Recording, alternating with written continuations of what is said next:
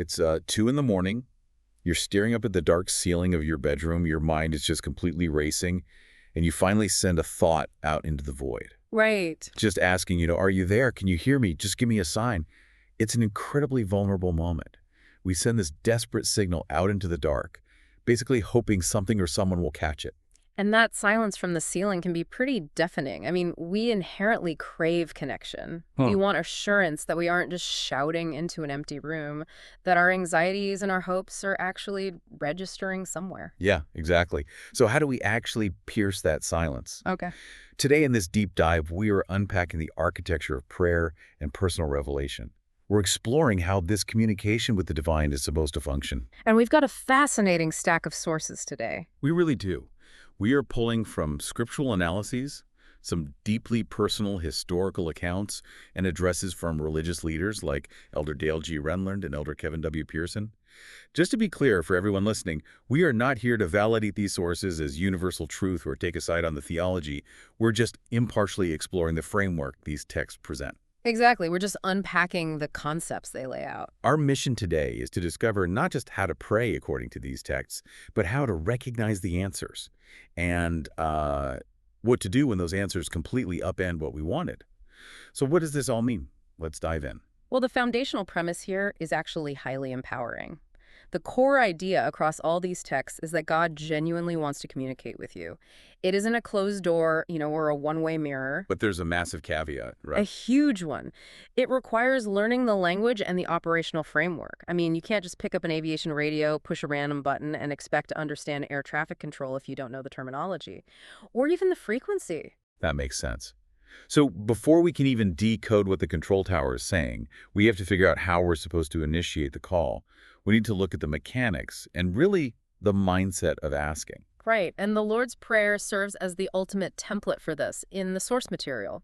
You find it across different scriptural texts, from Matthew and Luke in the Bible to 3rd Nephi in the Book of Mormon. But it isn't meant to be just a beautiful poem you memorize and recite on command, is it? No, not at all. It operates as a structural blueprint. It emphasizes addressing God respectfully, aligning yourself with His will, which is a massive thing we'll get into later. Oh, definitely. It also includes asking for forgiveness and explicitly avoiding what the texts call vain repetitions. Meaning rote, memorized phrases used just to check a religious box. Yeah. Or even worse, just putting on a show for the people listening to you pray. Yeah, sincerity is the currency of the exchange here. The texts also highlight using respectful language. For English speakers, this historically meant using pronouns like thee and thou. Which sounds pretty archaic today. It does, but the texts argue the purpose isn't about being stubbornly old-fashioned. It's a deliberate linguistic shift designed to foster a specific type of relationship. A worshipful, reverent posture that separates this conversation from, say, how you'd casually chat with a coworker. Right. Furthermore, this requires real mental and spiritual preparation. It shouldn't just be a sleepy, exhausted mumble right before you pass out for the night. Okay, I have to play devil's advocate for a second. Go for it. Wait, if we are dealing with an omniscient God, a being who inherently knows absolutely everything I need before I even open my mouth, why am I going through all this formal pageantry? Like, why bother preparing and asking if the blueprint for my life is already drawn? Ah, the paradox of omniscience. What's fascinating here is how the texts address it directly. Prayer is not a status update. You aren't briefing God on what happened at work on Tuesday. Exactly. You aren't informing Him of your grocery needs. The sources cite a C.S. Lewis quote that articulates this beautifully. He says, "Prayer doesn't change God, it changes me." Wow, so the purpose of asking isn't to provide information at all. It's to align our own minds. Yes. The text suggests there are countless conditional blessings God already wants to give. Think of them as just sitting on a shelf, ready for you. But we have to actually reach up and ask for them in faith to secure them. So humbling yourself through the act of prayer, physically and mentally, prepares your brain to actually receive the answer. Exactly. Okay, so if prayer is us tuning the radio, how do we actually hear what's coming back through the static? Because human brains are incredibly noisy.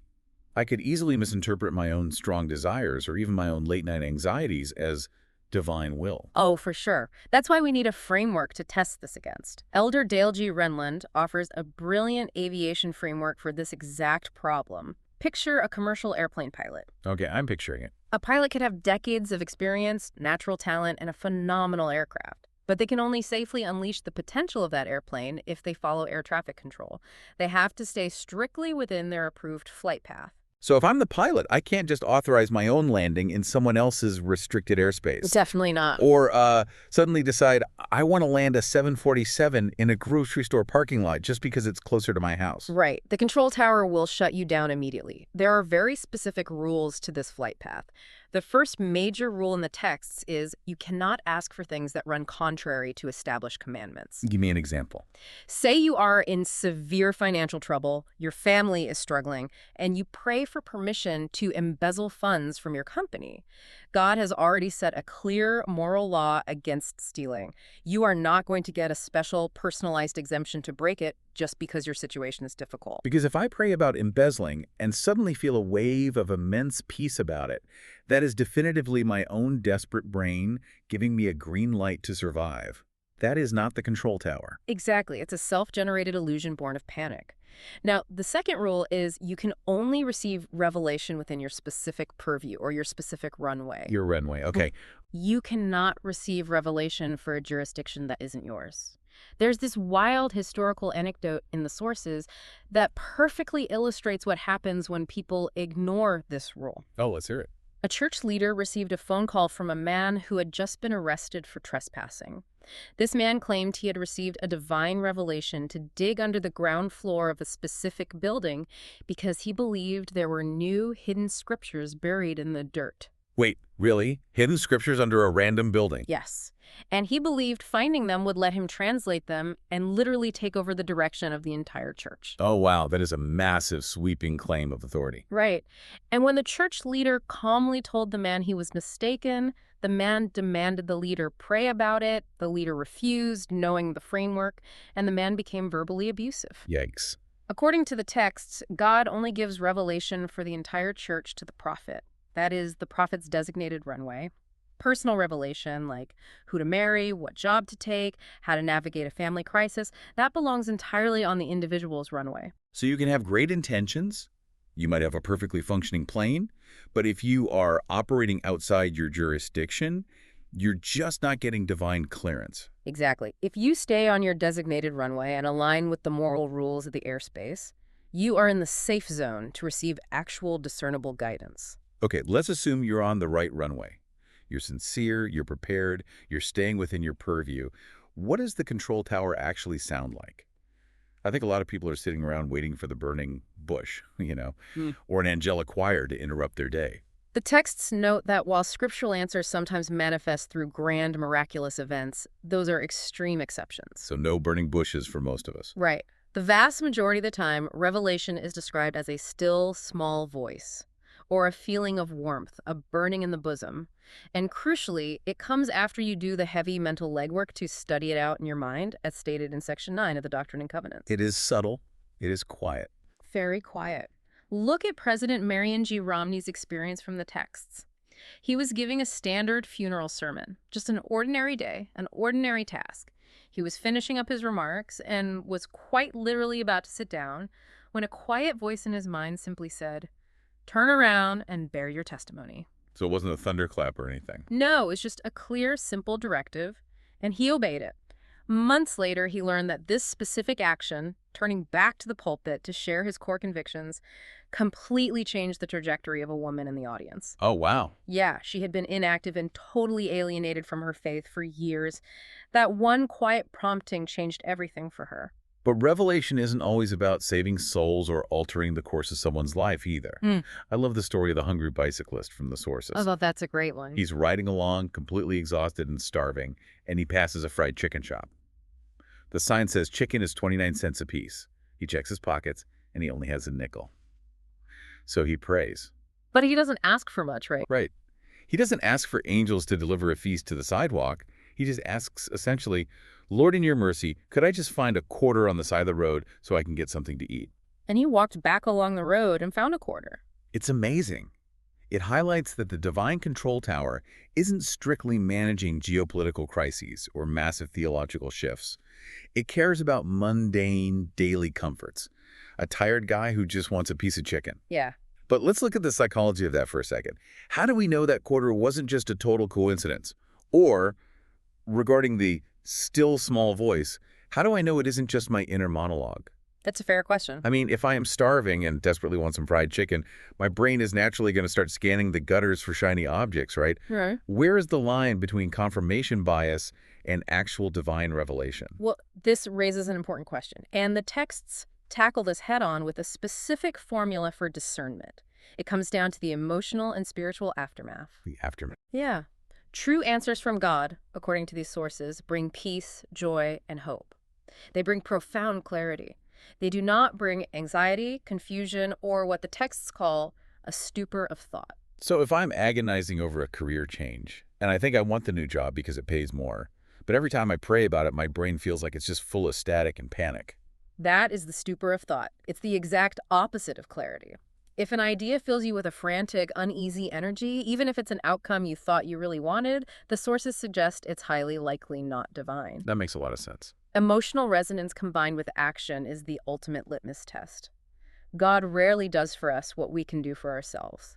Revelation is a partnership that requires work.